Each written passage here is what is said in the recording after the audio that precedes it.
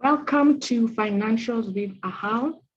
It's good to be back together. And today we're going to go into a different discussion on investments. And we're asking ourselves the question, where do we invest? Now, this is $1 million question. It can be answered in various ways. I will also in the description add links of some people I have listened to and I know give credible advice, just to broaden the scope of our ideas and our options. Now, for me, when I look at this area, what comes to mind is two things. One, when I think of where to invest, what return is going to come back, that's going to be extremely important. How accessible are the funds going to be? It's going to be extremely important. How credible is a place where the investment is being made? And three, looking at the economy we have currently, inflation, how well are we going to have the time value of money based on the place we invest? So one, when we look at returns, we know very definitively that low risk, low return, medium risk, medium return, high risk, high return. Now, this does not apply to everyone. Depending on where you are in your financial spectrum, your career, and your age, and family status even, you're able to determine where do I place my risk. We've often heard it said, a younger person is encouraged and allowed to take more high-risk investments, and gradually, as they go up in the age spectrum, they continue reducing their risk to medium, and as they come to retirement, then we are looking at low-risk areas of investment. So just around returns, we have to have that in mind. The risk and return factor are very related. Then when we look at credibility, today there are so many places to invest, and we've also had stories of people being duped and people being conned and Ponzi schemes. So when we look at credibility, one, we have to ensure that where we're investing have a track record. How do we find a track record? Google, due diligence, check online, YouTube. There are videos on some of these investment avenues.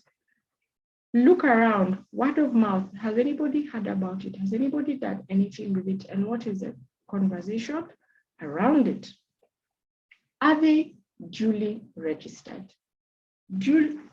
Registration is so key because an investment outfit that is duly registered has been able to meet certain requirements that ensures that they are working in line with protecting investors. And of course, we know there are those that have been duly registered and still have flopped, but it's better to be sure that I knew they were duly registered and I invested and it flopped than to just go in without such information.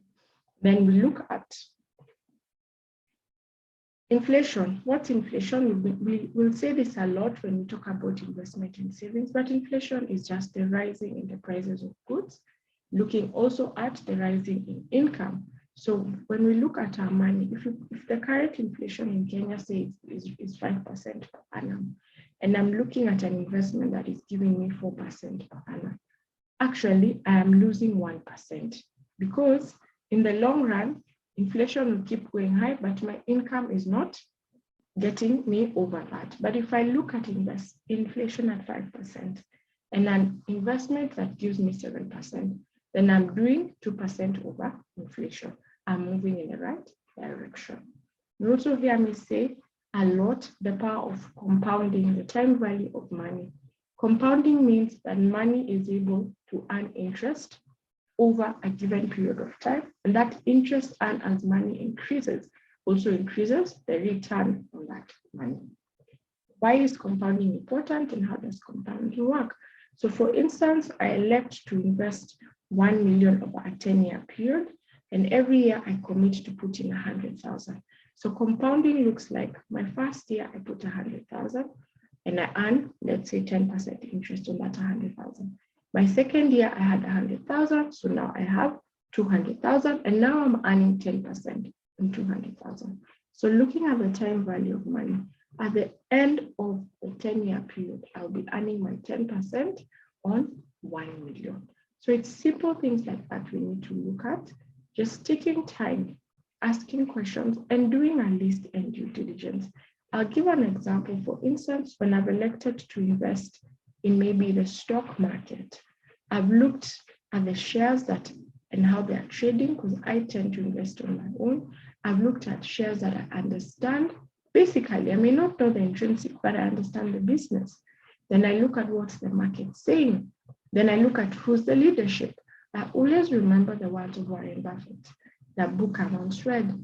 Invest in a company that is so well structured that even if the biggest fool run it, it will still be sustainable. So just some nuggets to get us going, and looking forward to speaking more and sharing more on this journey. It's really been a joy to spend this time with you, and looking forward to so much more. It's how.